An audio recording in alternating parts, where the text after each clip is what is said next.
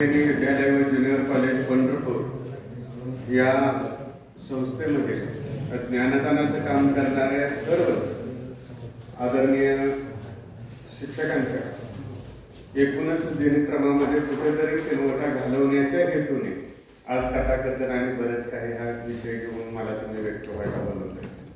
त्यानिमित्तानं इथं आवर्जून उपस्थित असलेले आपल्या सर्वांचे मार्गदर्शक आदरणीय प्राचार्य मुंडे,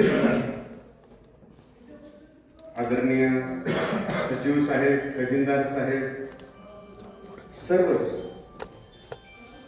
इथं उपस्थित असलेले ज्ञानदानाचं काम करणारे सर्व शिक्षक शिक्षकेतर कर्मचारी, खरं म्हणजे कॉलेज आणि कॉलेजशी निगडीत असलेल्या कोणत्याही कार्यक्रमात मला बोलायला मिळणं हे मी माझं सन्मानाचं क्षण समजतो.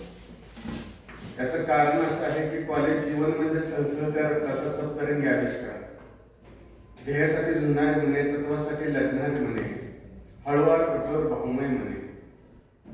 हे दिवस जल्लोषाचे, उत्साहाच्या, उन्मादाचे. कुमारावस्था खरंच किती वादळी, प्रचंड हुरहुर, तीव्र, असफल भावनांचा फडफडाट आणि ह्या भावनिक अंधारातून तेजस्वीतेकडे नेणारे, झेपावणारे तारणे. लात मारेन तिथं पाणी काढेन अशी उर्मी घेऊन जगणाऱ्या मुलांच्या वरती आई वडिलांचं कंट्रोल राहत नाही, पाहुण्यापरीचं कंट्रोल राहत नाही, गावातील प्रतिष्ठित लोकांची त्यांच्यावरती कमांड राहत नाही. असं आयाळ असलेल्या सिंहासारखं, पिसार असलेल्या मोरासारखं आणि लगाम नसलेल्या घोड्यासारखं जीवन जगणाऱ्या मुलांना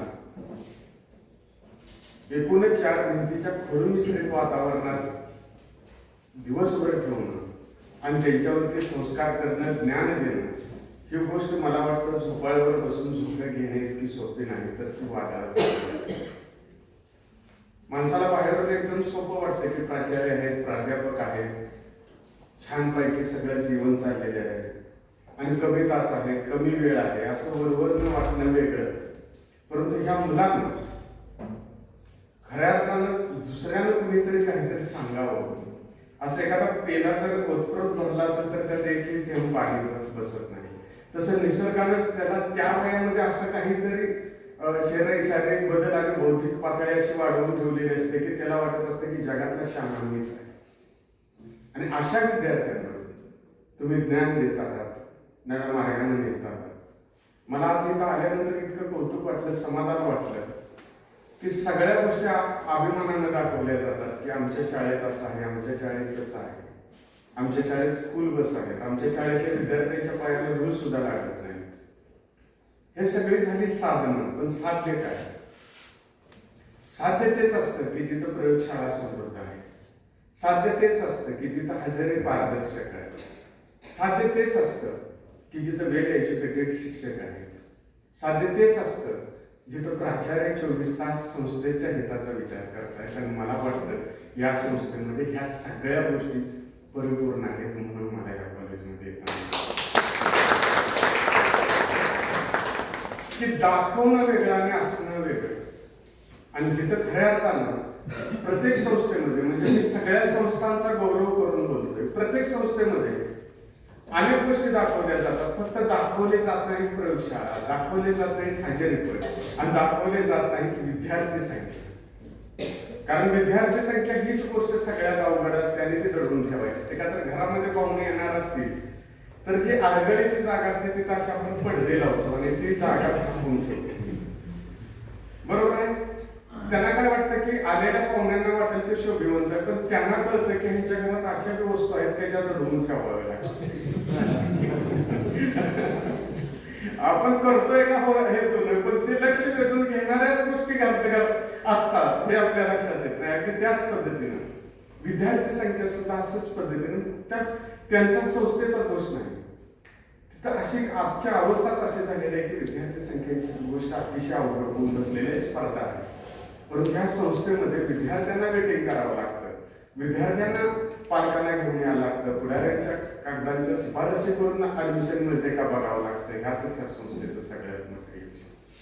आणि अशा ठिकाणी खऱ्या अर्थानं म्हणजे मी ज्या संस्कारातून वाढत गेलो, ज्या विचारातून वाढत गेलो, तो विचार आहे वि. स. खांडेकरांचा तो विचार आहे अण्णा भाऊंचा, तो विचार आहे कुसुमाग्रज यांचा, तो विचार आहे जी.डी. बापूंचा, नागनाथ अण्णांचा. आणि तिथं ज्ञानाला किती महत्व आहे, विचाराला किती महत्व आहे, हे मला अत्यंत परिपूर्ण जाणीव आहे. मला एखादा 1000 कोटीचं संपत्ती असलेला माणूस जरी दिसला, 50 तोळ्याचं जरी अंगावर सोनं असलं तरी जर दिसला, त्याच्यापेक्षा एखादा ज्ञानदानाचं काम करणाऱ्या शिक्षकांच्या समोर झुकताना मनापासून समाधान वाटतं तर मला त्यातून मिळालं असं. आणि म्हणूनच तुम्ही इतका व्यस्त असताना, तुम्ही स्वतः इतकं समृद्ध असताना माझ्यासारख्याला बोलायला बोलत नाही. ही विद्यापीठाची आचारसंहिता म्हणून बोलत नाही, माझ्या भावनाच त्या. कारण वि. स. खांडेकरांना ज्या वेळेला ज्ञानपीठ पुरस्कार मिळाला त्यावेळेला ते वयाच्या 70-75च्या दरम्यान होते. ज्या ययातीला ज्ञानपीठ मिळाला त्या ययातीच्या निम्मी ययाती झाली त्याच्या वेळेला त्यांना दिसायचं बंद झालं होतं. आणि निम्मी ययातीची झालेली आपण म्हणजे कथाचं जे मनोगत आहे तिथून पुढेच ययाती लिहिलेली आहे. ते डॉक्टर सोमती क्षेत्रनाडे, रणजित देसाई अशा अनेक माझ्यापेक्षा तुम्हाला कदाचित माहिती असेल, कदाचित मी तुमच्या वेळेला असंही होईल, पण मी सांगतो. तर त्यांनी लिहिले. आणि ज्या वेळेला ज्ञानपीठ पुरस्कार त्यांना मिळाला त्यावेळेला त्यांच्या सोबत रणजित देसाई होते, जे वयाने 30 वर्ष लहान. आणि असंच वि. स. खांडेकर खुर्चीवर बसले होते, डोळ्यावरती काळा चष्मा होता, हातात काठी होते, पायावर पाय टाकून बसले होते. जी कपडे आज शिवाजी विद्यापीठात जशीच्या तशी आहेत, संग्रहात बघायला गेलं तर आपल्याला दिसतील. तर रणजित देसाई सांगायला लागले की असा पुरस्कार सोहळा आहे, तसा पुरस्कार सोहळा आहे, असं तसं. वि. स. खांडेकर शांत बसले होते. बराच वेळ असं केल्यानंतर त्यांच्या लक्षात आलं की वि. स. खांडेकरांच्या चेहऱ्यावरती तो आनंद दिसत नाही. मग रणजित देसाई म्हणले की भाऊ, मी एवढं जीव तोडून तुम्हाला सांगतोय पण तुमच्या लक्षात येत नाही, तुम्हाला आनंद होत नाही. याचा अर्थ असा आहे की कदाचित तुम्हाला दिसत नसल्यामुळे तसं होत. त्यावेळेला वि. स. खांडेकर म्हणले नाही, तसं मला त्या पुरस्काराचं अवमूल्यन करायचं नाही, त्या देणाराचं अवमूल्यन करायचं नाही आणि त्या पुरस्काराचीही अवहेलना करायची नाही. पण असे पुरस्कार कोणत्या काळात ठेवावे जिथं देणारा निर्विकारपणे देत असतो आणि घेणारा संख्यात्मक वाढ बघत असतो.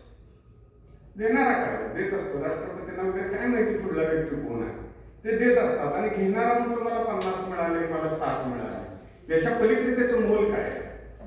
पण मागील आठवड्यात मी असाच बसलेला असताना एक जण आला, माझा हात हातात घेतला आणि मला म्हणाला की भाऊ, मला ओळखलं का? मी म्हणाल कोण आहे? तर म्हणजे 40 वर्षापूर्वी तुम्ही शिरोड्याला शिकवायला होता आणि तुम्हाला वाटत होतं की मुलं ज्या वेळेला शिकवायच्या वेळेला कुठेतरी कंटाळत आहेत त्यावेळेला तुम्हाला वाटायचं की एखादी रूपकथा सांगावी.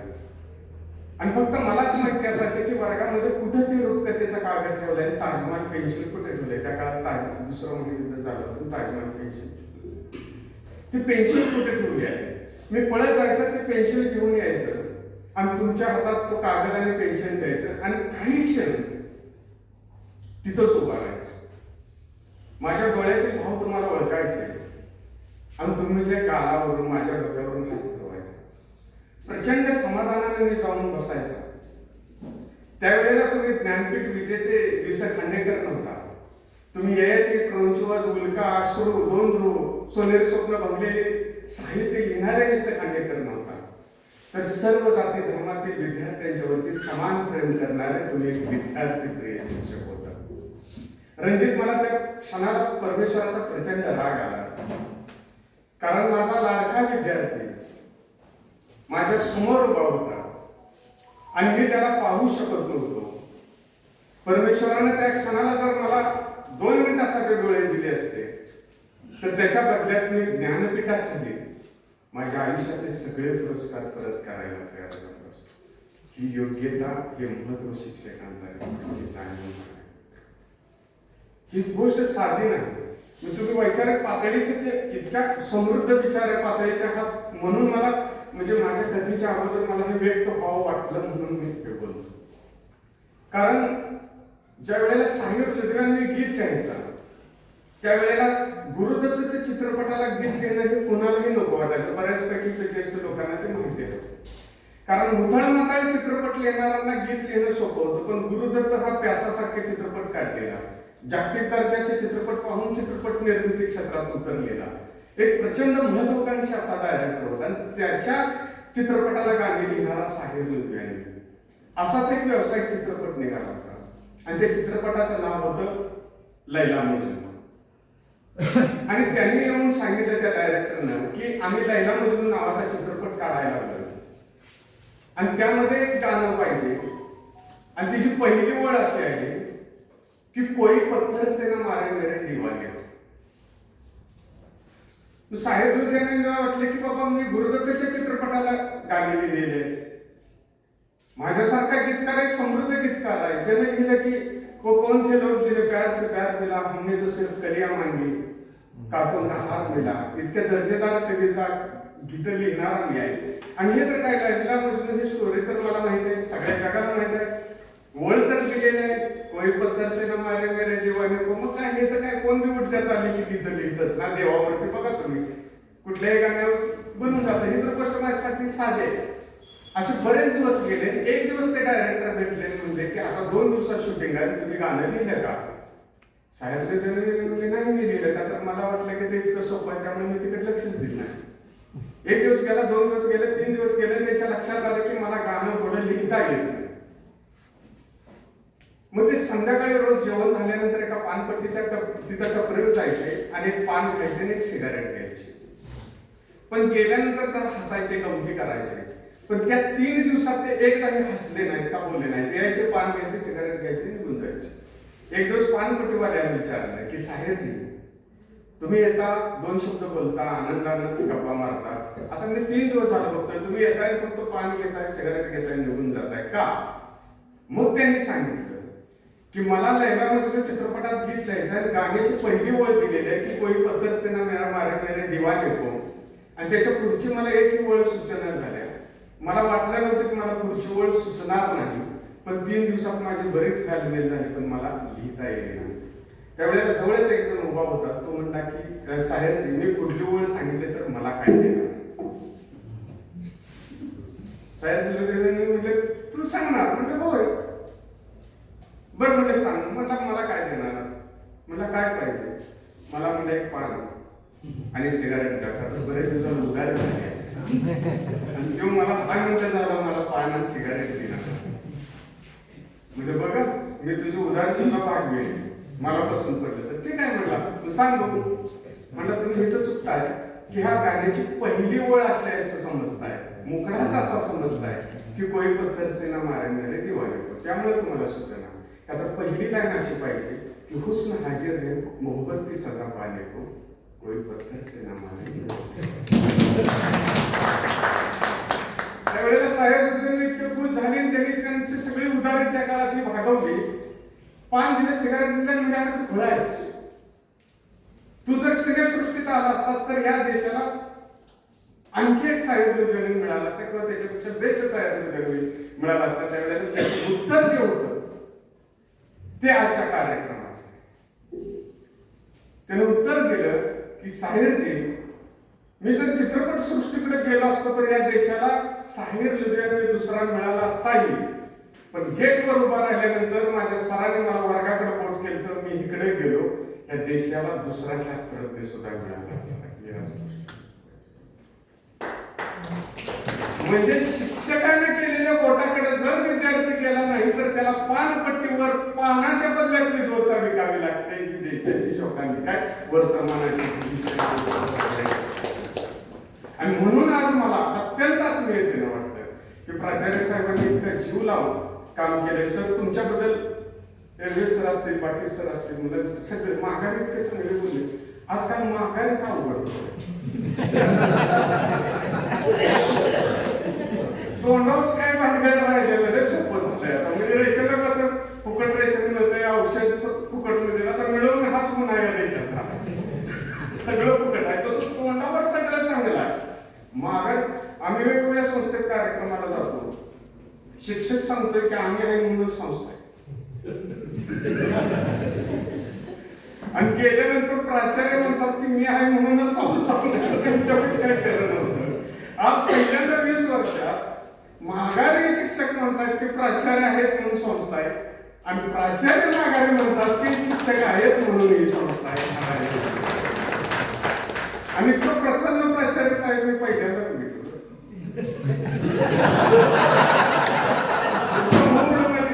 म्हणजे राजा मला काय केलं तरी वाटणार नाही राजा दिल्ली नाही.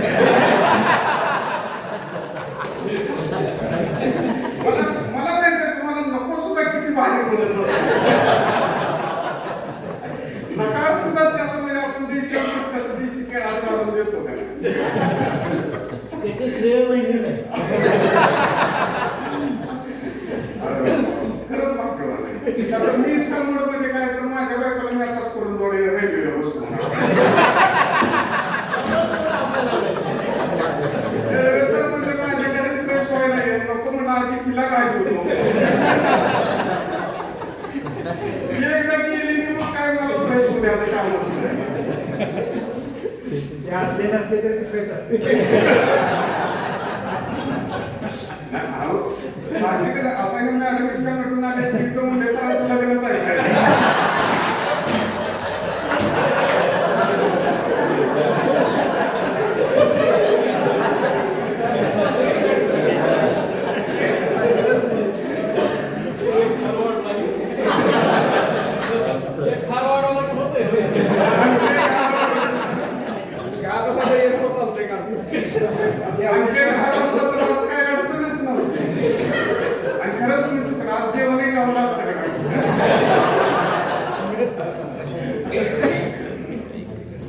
म्हणजे खऱ्या अर्थाने ही गोष्ट खरंच अत्यंत समाधानाची आहे की बाबा या संस्थेत आपण काम करत असताना इतक्या चांगल्या पद्धतीने आनंद स्वतःला आनंद येतो.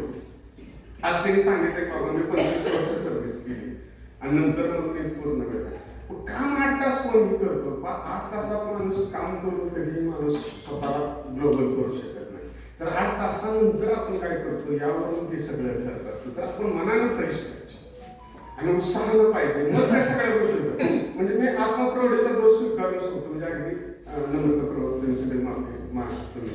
त्या 30 दिवसात माझं 7,000 रनिंग झालंय. वाटतंय का बघून की बाबा 7,000 रनिंग योग केलं दक्षिण भारत उत्तर भारत झाला असता एवढं.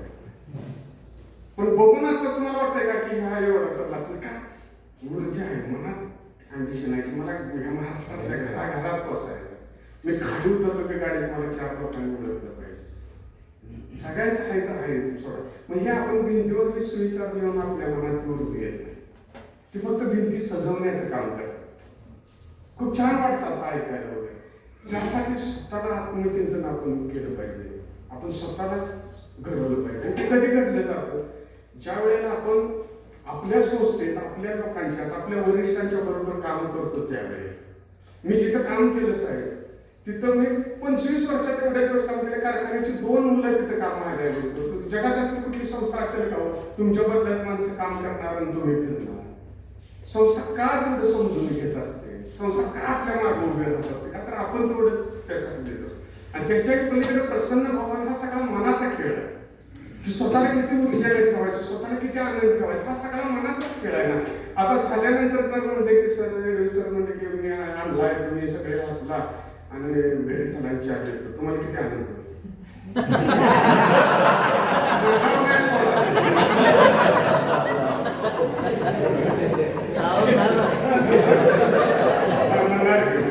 मला घेऊन जा आल्यापासून विचारलं.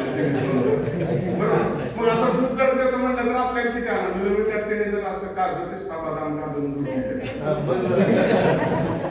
आणि तुम्ही जर म्हणलं तर काय सर काय म्हणजे आमच्यासाठी धक्कादायक आहे. आणि ते जर म्हणले तर काय करायचं ते सकाळी मांजरांचं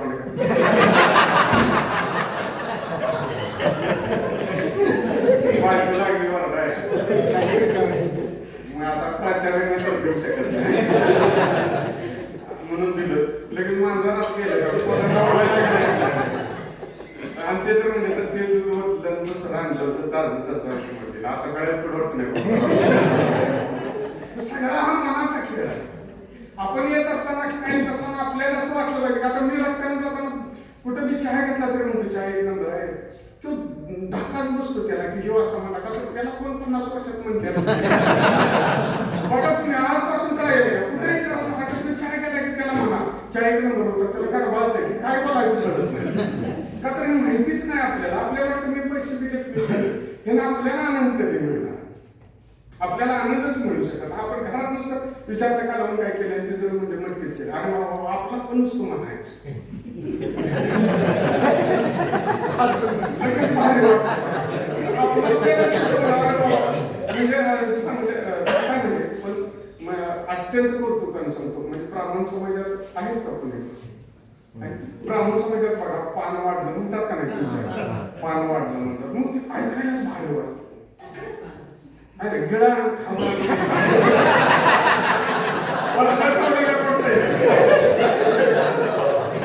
तुमचा डाबा केलाय यार काय का नाही सांगा. साहेबांच्या बघा पान वाढलंय त्यानंतरच आपल्याला एक फील येतं ना ह्या गोष्टी साहेब खरंच शिकण्याचं काय असू दे नसू दे छान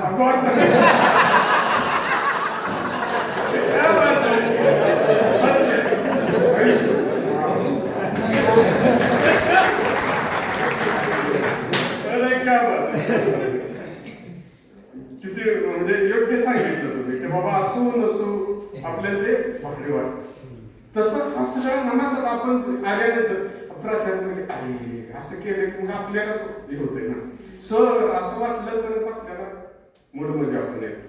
आणि हीच गोष्ट आपल्या जीवनामध्ये सातत्याने मी का सांगतो मग मला रात्रीचं 2 आम्ही चहा पेतोय रात्रभर करतोय. मग काही जण डॉक्टर म्हणतात की बाबा तशाने काय नाही पण आम्हाला बीपी शुगर व्हायला पाहिजे का नाही विचार केल्यावर केस जाते आम्ही डाय सुद्धा अजून केला नाही काय आनंदी राहिलं समाधानी राहिलं सगळ्या गोष्टी जग जिंकता येतात.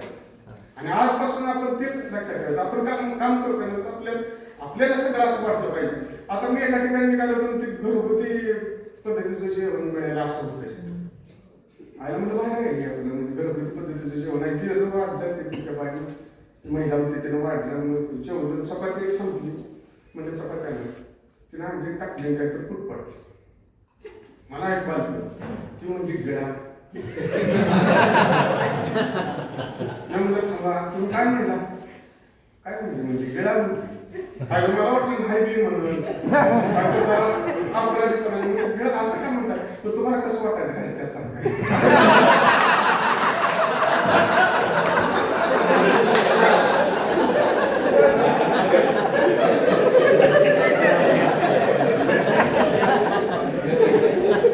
वाटतं काय म्हणजे तुमच्या गाणं करून वाटतं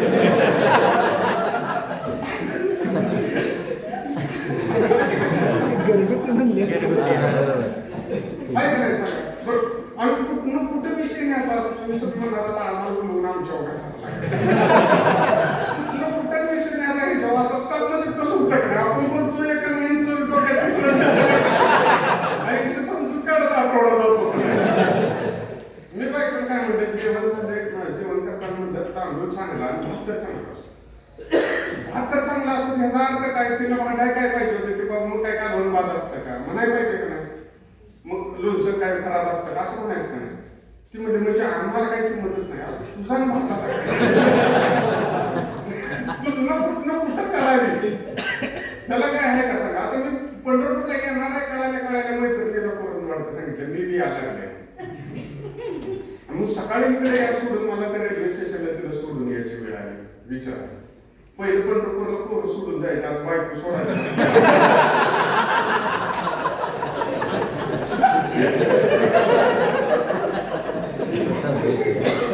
पहिले जायला म्हणायला केलं तर पंढरपूरला घेऊन सोडेल म्हणायचं. आज ते पुण्य लाभलेलं आहे मला नाही कोणाचीच आहे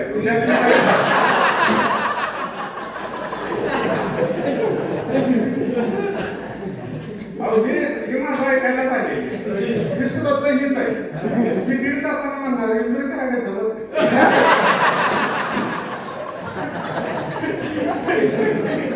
ऐकायचं मनस्थितीतच नसतं त्यांना जेवण गौतम घरादार नको आहे यांना गौतम पाटील पिठे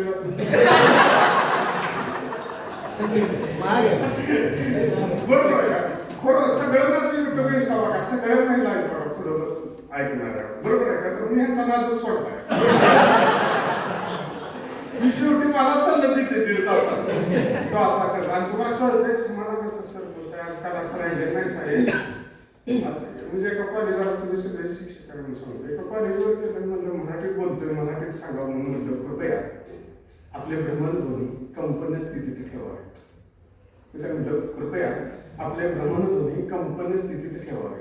मराठीच्या प्राध्यापकांनी माझा शर्ट वाढला आणि म्हणजे लागलेच मोबाईलचं मी सांगी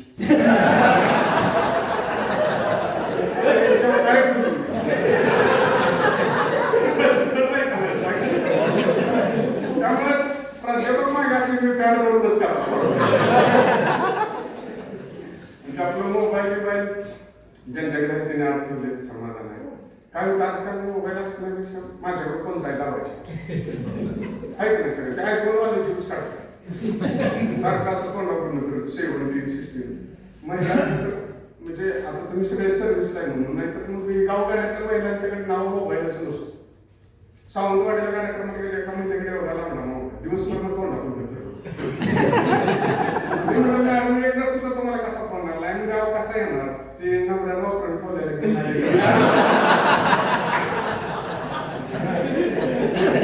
जीव तोडून मी सांगतोय सर्व्हिसला लागा म्हणजे शिक्षण घ्या. सगळं माझं जे व्याख्यान आहे ते महिलांच्या शिक्षणावरचं आहे. बघा तुम्ही आज IT बसलाय का नाही सांगा, कशामुळे शिक्षणाचं महत्व आहे आणि ज्ञानाचं महत्व आहे. तुम्ही सगळे आज इतक्या चांगल्या पद्धतीने बसलाय आणि तुम्हाला हे सगळं आनंद घेता येतो.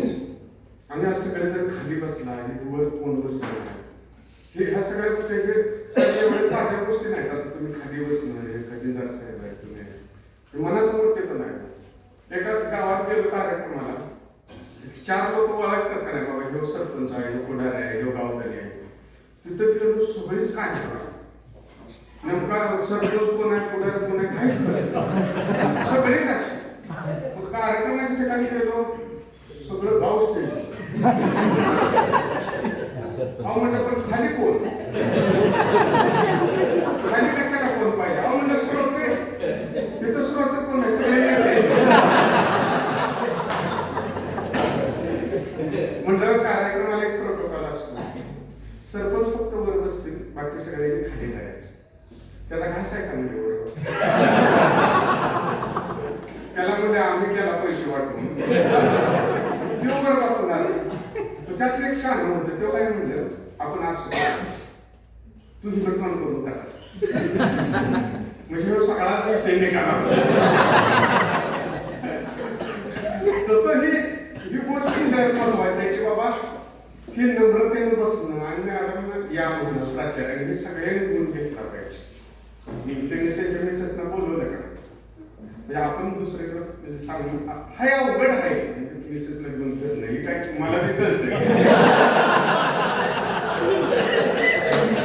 मला एकच मला विषयाचं नाव काय म्हणलं जावं आनंदाच्या गावा मला बायकोला घेऊन या लागते काय म्हणलं मग आनंदाचं गाव करून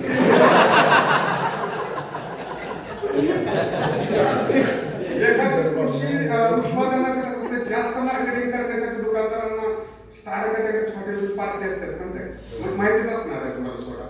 अशा ठिकाणी काय आमचा कार्यक्रम असतो कोल्हापूरला एकदम हाय क्लास हॉटेलला त्याचे कार्यक्रम आणि झालं. मग मी सगळे बसल्यावर म्हटलं तुमचं भाग्य आहे म्हटलं तुम्ही व्यवसाय करताय, तुम्ही उत्पादन इतकं विक्रेताला तुमच्या तितके की तुम्हाला स्टार कॅटेगरीच्या हॉटेलमध्ये म्हणलं सगळं जेवण खाणं सगळं दिलंय सगळं आहे. रात्री 7,000 रूमला भाडं असलेल्या ठिकाणी त्यांना ठेवलं होतं 3 दिवस. काय नाही म्हणजे का बायको कंपल्सरी आहे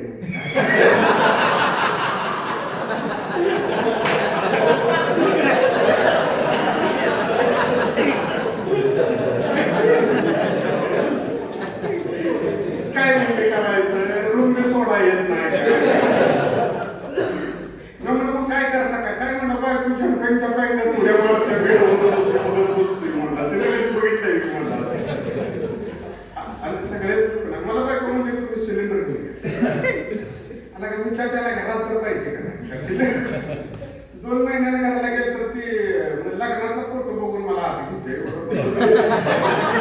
एवढंच आहे का गेले गेले मला या बसा म्हणायचं का नाही मला म्हणजे सिलेंडर घेऊन तुम्हाला वाटेल तिचा म्हणजे आता लगेच मिस कॉल पडेल तुम्हाला वाटेल की तिचा माझ्यावर जीव आहे.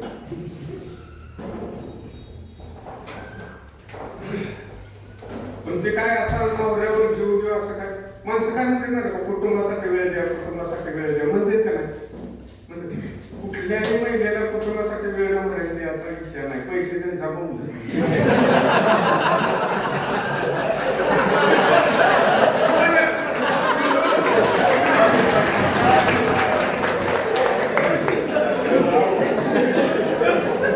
सत्य सुद्धा बोलायचं अवघडच आहे. आहे का नाही सांगा? माणसाला काय वाटतं माहिती आहे का की कुटुंबासाठी वेळ दिला पाहिजे. ज्यांनी आता वाजवलं त्यांची घरचे आले.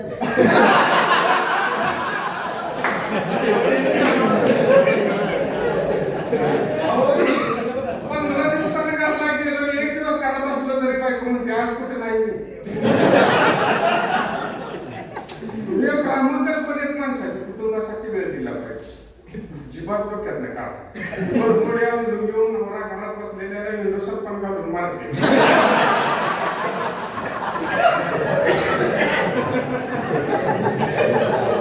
ते नाही सांगा. दिवसभर घरात पण डोकडं बसले तिथंच का ठेवलंय तिथंच का ठेवलंय. कुंडी डोसकर घालायला वाटते का नवरा काय नाही समाधान नाही. त्याला कुठल्याच गावाला घ्या सोयीच नाही का कुठल्या देवाला सवनी गावाला जाऊन देत. मग ह्यात ना आपण काय घ्यायचं की आपल्याला आता मी म्हणलं का नाही बाबा मी घरी गेलो काय जास्त सगळं करायचं मिळतंय नारळ घेऊन तिच्या डोसक्यात फक्त नारळ एवढंच 4-8 दिवस गेले घरला म्हणते का तर नारळ पोराला म्हणत नाही ती बा आला का म्हणते नारळ आला.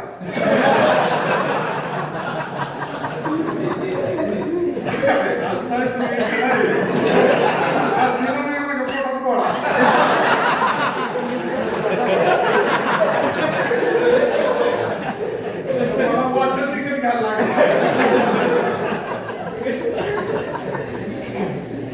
त्याच्यासाठी प्लास्टिकचं बकेट असतं भांडे घासून ठेवायचं तसं जाळीचं होते तसलं केलं तिने असं गुरुविनी गतीसाठी.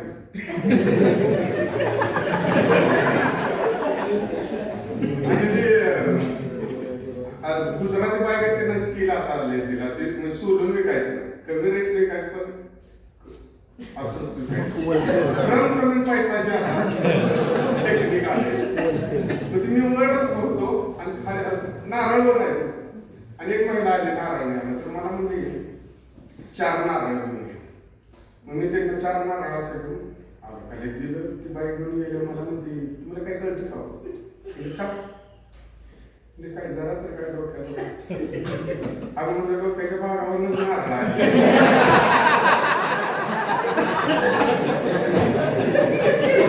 काय केलं कशाचं म्हणले काय तर बोललो म्हणजे विद्वत्ता झाली म्हणजे का 4 मोठ्या नारळात एक बारका नारळ बघतो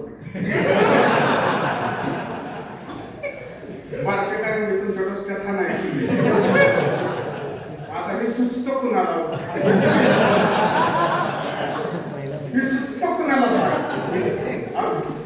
आता पुरुष बघा रजा मागे गेले होते ते रजा द्या कसे मिळेल पण तुम्ही कसं करता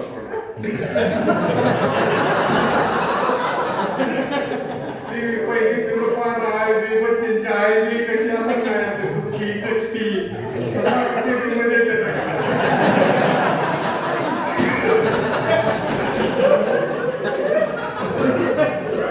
सुद्धा लागत सर राजा तुम्ही ह्यांच्यावर पुन्हा ताव काढते म्हणजे स्किल आहे का नाही तुमच्यात ती स्किल आपण आपल्या ज्ञानात आपल्या ह्याच्यात लावलं तर आपल्या प्रपंचात आपल्या सगळ्यात आपल्या आनंदात सगळ्या गोष्टी होत जातात. आपण कुटुंबामध्ये सुद्धा एकदम उत्साही राहिलं आपण सगळ्या गोष्टीचा आनंद मांडला निगेटिव्ह नाही बोलला घरापेक्षा नाही बोललं तर काही अडचण येत काही अडचण येत नाही. म्हणजे मी आता तुम्हाला सांगतो मी एकाही मित्राच्या लग्नाला कुठे गेलो नाही एकाच्याची कुठले काय चांगले वास्तुशास्त्र कुठेही जात नाही पण जेव्हा सवड असतो मला निमंत्रण आलं की कागदावर लिहून काढतो घरातल्या सांगितलं निमंत्रण आले लिहून काढा गेल्या बघा सुट्ट्या त्या दिवशी जायचं गाठ घेऊन यायचा असा बंगला बांधलेला मी आजपर्यंत बघितला नाही म्हणायचं गिफ्ट नाही लागत नाही वेळ काढून जायला लागत आणि ते आम्ही काय काय आल्याला खायला देते आणि लस मूड मध्ये आलं तर संध्याकाळी ये म्हणते चकमा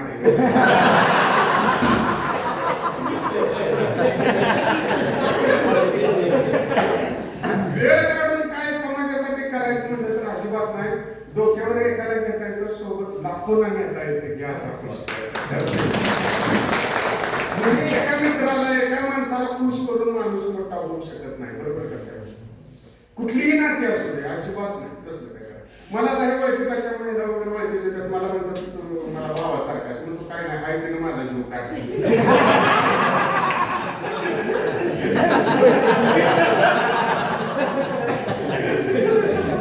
काय होतं मला तसलं काय म्हणतो हाय का नाही सांग. आपण एसटीत बसले भाऊ मानायचे, कुठं तर दवाखान्यात भेटले भाऊ मानायचा आणि त्याच्या वस्तूसाठी काहीतरी घेऊन जात बसायचं. त्याचा नवरा घालायला बसले तोंडावर. हाय का नाही सांगा हे सत्य. म्हणजे हे विनोदात असलं तर ह्यात अर्थ आहे. आपला प्रपंच, आपलं कुटुंब, आपले सगळे आणि हा समाज आपल्याला म्हणला पाहिजे. कुणीही निगेटिव्ह अप्रोच कुणाकडेही बघायचं नाही. आनंदी आनंदच आहे सगळं. क्षणभर थांबले तर पाण्यात सुद्धा किड होते, शेवाळ होते. वाहत्या पाण्यात काय पाणी राहते सगळ्यात त्र्यंबकेश्वर वगैरे गेले हरिद्वारला किती छान पाणी आहे. वाहताय ना आपलं आयुष्य सुद्धा आपण वाहत ठेवलं की आपण मग जगाला चांगलं वाटतं. थांबलं म्हणलं की गतिशीलता आपल्या जीवनात आली पाहिजे. सगळं आपलं समृद्ध पाहिजे, माणूस म्हणून आपण समृद्ध झालं पाहिजे. आणि ते आज शिकण्यासाठी आता बघा मी सिलेंडरवर कुठं गेलो बायको मला म्हणजे सिलेंडर आणलं त्याला जरा कल बिलं नव्हतं. मला म्हणजे तुम्हाला काय कळतं का जरा तर काय बघून आणायचं नाही. आता सिलेंडर म्हणजे काय मार्ग आहे मला म्हणजे तुम्हाला चॉईसच नाही. सगळ्या गोष्टी थर्ड क्लास, सगळ्या गोष्टी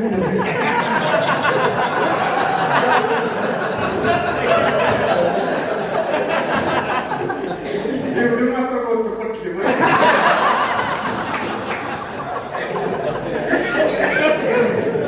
लागल्या दिवशी म्हटलं मी मग मला हेच म्हणतो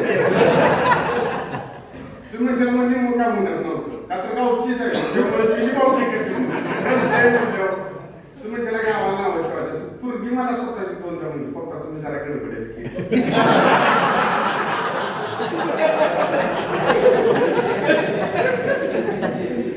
तुम्ही लयच मूड मध्ये म्हणून सांगतो. परवा घरी गेलो मी रोजच जातो. तुम्ही त्याला परवा गेला मग रोज काही ही गाव ती गाव करत बोला खाली परवा घरी गेलो तर सरकारी दवाखान्याचा बाकडे पेशंट ऍडजस्ट होऊन झोपतो. बाकडे बारक असतं पेशंट बी मारायचा ऍडजस्ट होऊन झोपतो. ऍडजस्ट तशी बायको व्हायची डबल बेडवर ऍडजस्ट होऊन झोपली. ऍडजस्ट होऊन आता सुद्धा स्लीपरची तिकीट काढली म्हणजे बसाय तर येईल. ससा कोण आज घर काढावा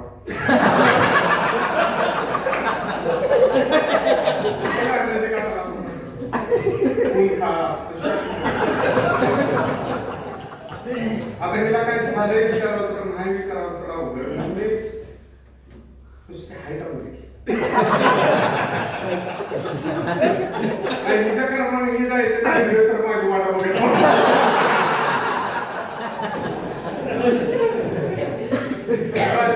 महिन्याच्या ऑनलाईन रजा लागते.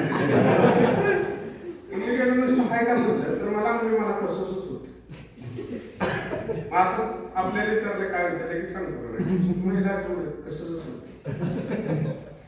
याचा अर्थ तुम्हाला काहीच होत नसतो.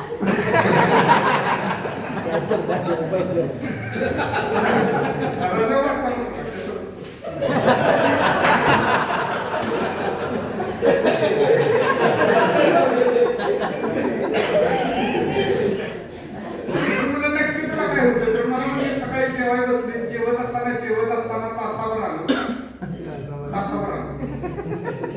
तेवढ्यात आमच्या तीन पण तू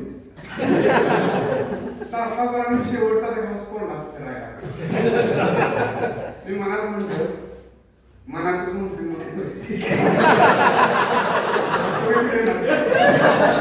काय म्हणायचं की मनात तशी वेळ आली म्हणजे घशात जरा खावते तुमच्या बाटलीतलं जरा औषध पिली तर मला शंका होती टीव्ही कडून त्याला इकडे कुठं तर मिसअंडरस्टँडिंग म्हणून म्हटलं पहिला टीव्ही बंद करते बघू तर जाऊन फ्रीज बंद करू.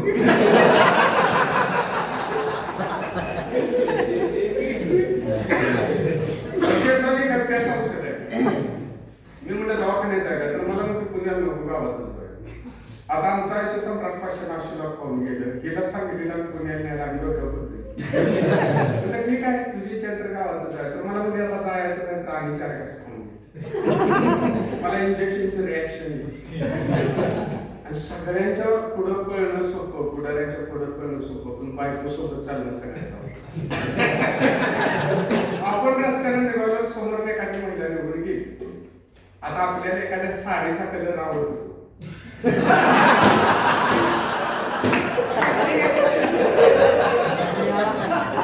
साडीचा, मग सगळ्या साड्या दुकानातच बघायच्या.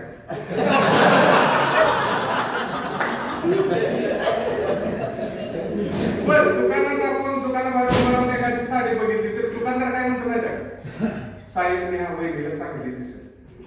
आता वहिनी काही हिची मावस पण नाही. असल्या 2 जोडायला लागते ते सांगून याला पटेल. म्हणून आपल्यासारखा सामान्य माणूस काय करतो, ती साडी बघ, आवडली तरी कोण घे म्हणत नाही. तर लगेच बघ आपल्या दुसरं म्हणजे होय आता गेलेल्या महिने साडी बघितली का, ह्या प्रश्नाचं उत्तर सगळ्यात आवडतं.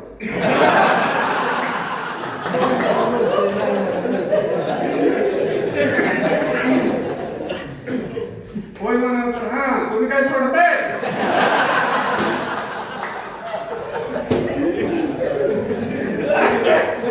आणि नाही म्हणाल तर कुठवर ताट करून म्हणजे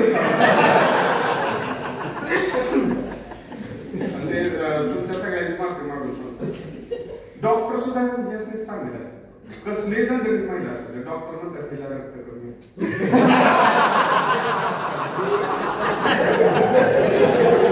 मी आता सांगतो सगळ्यांनी मोठं बरोबर. आणि म्हटलं म्हणजे काही नाच कसा आपलेली आणि लगेच मित्रांकडून चालायचं. एका प्राचार्याला दाखवलं की तासावर सुद्धा जाताना असं जायला. बरोबर. मग दवाखान्यात गेलो तर डॉक्टर म्हणले वहिनी का आल्या, बायको म्हणजे मला कसं सुचत. डॉक्टर म्हणजे तुम्हाला पाण्याचे आले, तुम्ही आजवर भावनिक असतो. बायको माझ्याकडे वहिनी म्हणजे काही अडचण नाही, काय म्हणलं उभे उचलून टाकायचे, पुन्हा म्हणला धुणी सुद्धा ठीक आहे म्हणजे उभे कळून टाकायचे, पुन्हा म्हणतो स्वयंपाक सुद्धा करू नका. आता लयच व्हायला लागले म्हणून म्हणलं डॉक्टर माझ्याकडे नाही तर मला म्हणतो बिडवड टाकाय.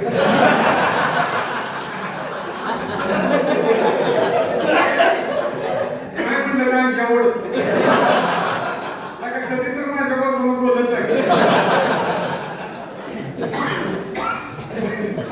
तुम्हाला दिवसभर माझा स्वभाव कसा वाटतोय, माझा स्वभाव कसा वाटतोय, आता म्हणजे काय सांगायचं.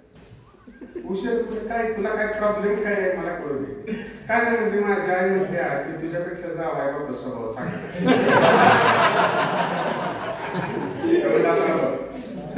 आता कंपनीलाच आपल्या प्रॉडक्टबद्दल सांगायचं, ग्राहकाकडे फीडबॅक घेऊन काय आहे का नाही आपण सगळ्या प्रपंचात तुम्हाला सांगतो सगळ्या गोष्टी आनंद घेतला, सगळा आनंद होतो. एकदाच असं बायको मला फोन केला म्हणजे 4 वाजता लाईब्ररी तुम्हाला म्हणजे नाश्ता केला म्हणजे काय केलं तर मग आपले गंमत म्हणून म्हणजे त्यात तू काटलेस का नाही म्हणजे एवढं सरकार म्हणजे याला मला वेळ होईल तू खाऊन